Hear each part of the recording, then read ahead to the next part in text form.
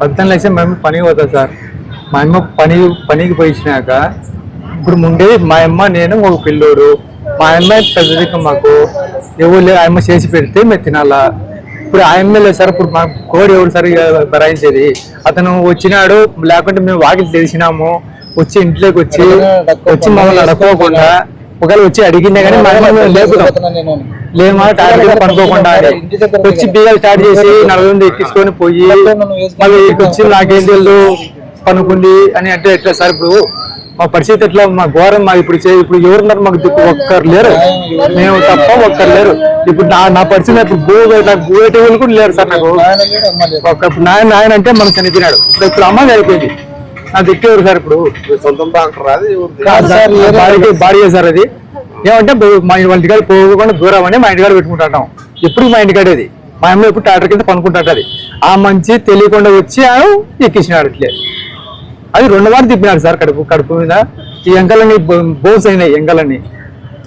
ఇప్పుడు మాకు న్యాయం ఎట్టోడు మీరే చేయాలి సార్. మీడియా వాళ్ళే మీరు ఎట్టోడా దయచేసి న్యాయం చేయండి సార్. నా పేరు గంగాధర్ అన్న. మాది ఆలూరు, తాడపత్రి దగ్గర ఆలూరు కోన.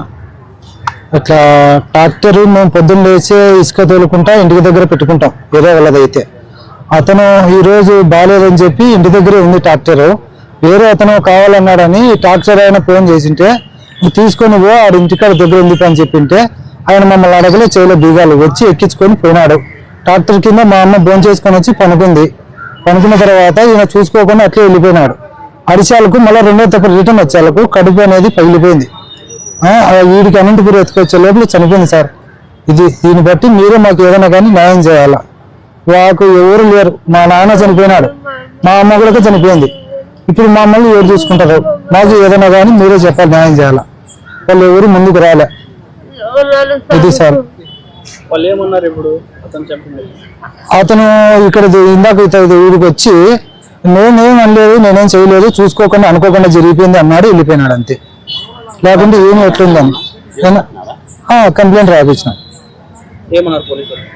వాళ్ళు తాడపత్రి దగ్గరికి ఆడ స్టేషన్లో రాపించి రాపండి పోస్ట్ మార్టం చేపిపోండి అన్నారు. చేపించాను లేదు సార్ అని చెప్పిన. దీన్ని బట్టి మీరే మాకు న్యాయం చేయాలి సార్. సాయంత్రం కింద పండుకోని చేస్తారు. మా అమ్మ పండుకోంటే వాళ్ళు తోలారు, అట్లే తోలారు.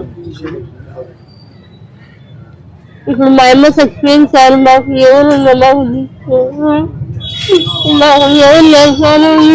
ఎవరు లేరు పిల్లలకు.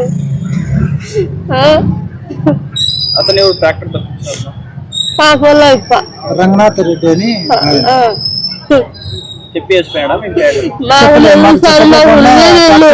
మమ్మల్ని ఎవరు అడగలే. 2 మాటలు పోనిచ్చినాడు కడుపు మీద. ఎవరు అడగలే. వాళ్ళంతా వాళ్ళు వచ్చి వేసుకొని వెళ్ళారు చూడుకోకుండా. ఇప్పుడు మా అమ్మ చచ్చిపోయింది సార్. మాకు ఎవరు పెట్టేది ఇప్పుడు? 2 అయింది సార్.